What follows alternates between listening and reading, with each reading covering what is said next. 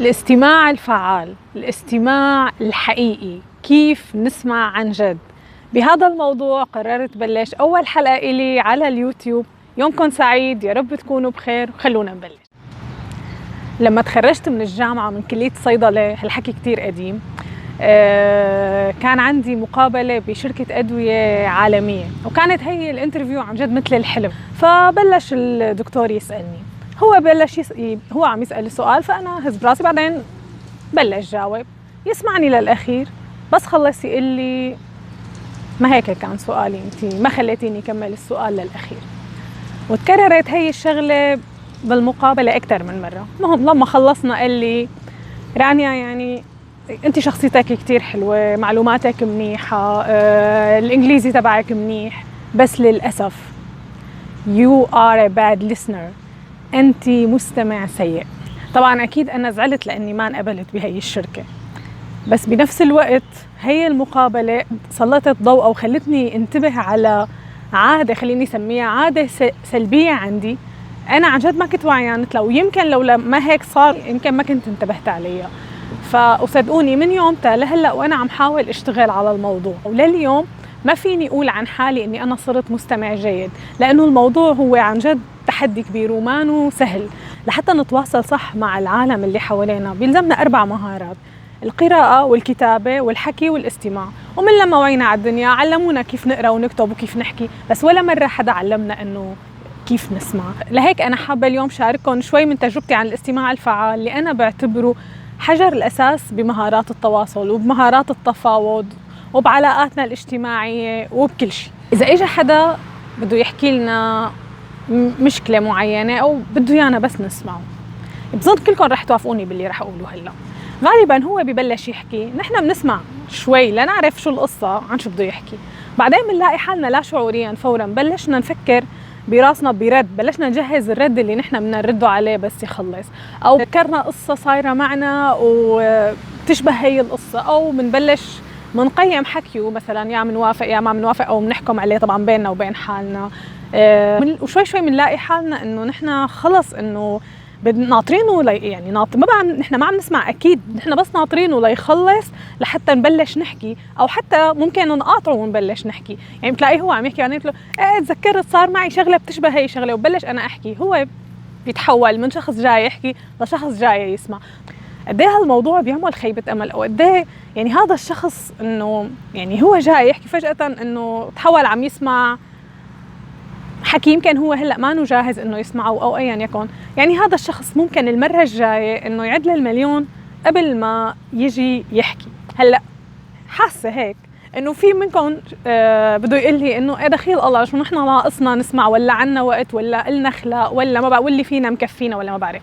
بس ديروا بالكم، هذا الشخص اللي جاي يحكي ممكن يكون شخص كتير كتير كتير مهم إلنا، ممكن يكون حدا من أولادكم، حدا من أهلكم، أو أعز صديق عندكم، أو حتى شريك حياتكم، أو ممكن بالشغل شيء مهم لازم تسمعوا، أو يمكن مثل ما صار معي بهي الانترفيو، يعني ممكن عن جد بالأخير تكون هي الخسارة خسارة كبيرة.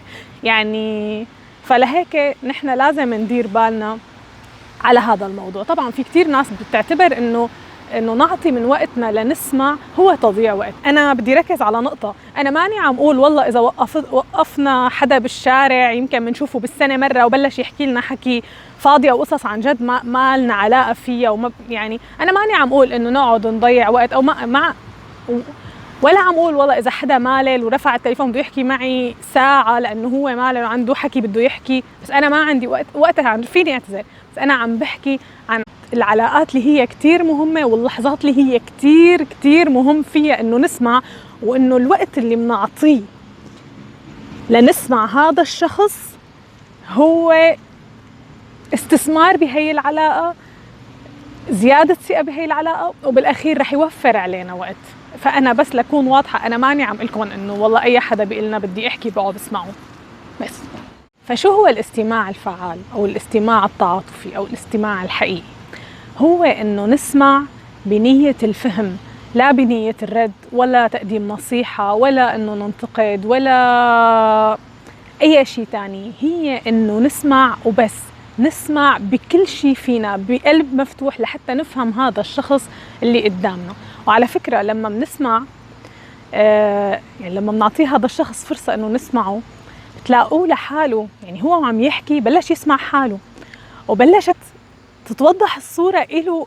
مثلا فجأة بتلاقي يقول لك والله يمكن أنا غلطت هون، يمكن أنا تسرعت بهي النقطة، يمكن لو أنا رديت هيك كان أحسن، هلا عرفت شو بدي أعمل. فجأة هيك بتلاقيه بيقول لك عن جد شكرا كثير، عن جد شكرا. أنت ما عملت شيء، أنت بس سمعته. في جملة أنا كثير بحبها بتقول إنه شخص واحد يستمع لنا بصدق يمكن إنه يغير نظرتنا للعالم. وعلى فكرة أنا ماني عم أقول إنه نحن ما نقدم نصيحة لهذا الشخص، أو إذا عنا تجربة ممكن نشاركه فيها ما نشاركه فيها، لا، بس لازم ننتبه لشغلتين. أول شيء إنه نحن سمعناه عن جد للأخير، وتاني شيء نحاول ننطره لحتى هو يسألني طب شو رأيك أو شو بتنصحني، أو اتأكد 100% إنه هو جاهز هلأ ليستقبل اللي أنا بدي أقوله. بس فيعني أول شيء بنسمعه، وبعدين لنتأكد إنه عن جد فهمنا لنبلش نحكي. لأنه غالباً نحن لما ما بنسمع ولما بنبلش نفكر بالرد اللي بدنا نقوله أو كذا، فنحن بنكون عم نلف جوا سيرنا الذاتية أو الشغلات الشخصية اللي صارت معنا. يعني تماماً مثل لما بشيل نظارتي وبحطها على عيونه لهذا الشخص وبقول له بدك تشوف فيها، اللي والله ماني شايف شيء، لا لا لا بدك تشوف فيها. طب أنا عن جد ماني شايف شيء، فأنا بعصب إنه عن جد ما بتبين فيك المنيحة. نظارتي ما بتمشي مع كل العالم، فخلينا نسمع عن جد، نفهم عن جد هذا الشخص شو بده يقول. أنا برأيي العلاقات الاجتماعية بتصير كتير كتير كتير أحلى. ممكن تتغير علاقتكم بأولادكم، جربوا بأعز أصدقائكم، وحتى يعني حتى المشاكل اللي بتصير معنا بالبيت أو أي شيء ممكن كتير تخف. الثقة بتزيد، الإحساس بالأمان بيزيد، يعني وجود بس شخص بيسمع. هلأ أكيد بدكم تسألوني طيب يعني كيف نحن مندرب حالنا على الاستماع الفعال؟ هلأ أهم شيء إنه نحن نحاول نشوف القصة بعيون هذا الشخص اللي عم يحكي، نحاول نفهمها من وجهة نظره هو، ونحاول نسمع عن جد.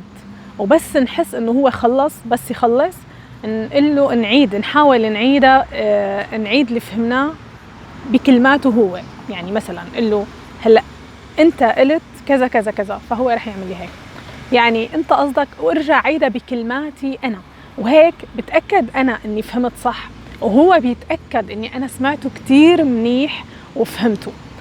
طبعا اذا لقطت حالي شردت، بلشت تفكر برد، يعني بلشت تلف جوا افكاري وهو عم يحكي، فحاول انتبه على هاي النقطة وارجع فورا. وحاول حتى اقول له انه بس دقيقة انا شوي شردت، ممكن تعد لي هاي النقطة، ما بعرف اذا فهمتك مزبوط، بس انت شو قصدك بالضبط هون؟ هيك يعني هدول الجمل بيخلوه يحس انه انا سمعته عن جد، وبيخلوني انا افهم عن جد. خلونا هلا نعمل هيك مثل تمرين صغير او نجرب، نسمع، ننقي شخص واحد من دائرتنا المقربة، شخص بيهمنا، ونقرر انه نحن رح نسمعه عن جد.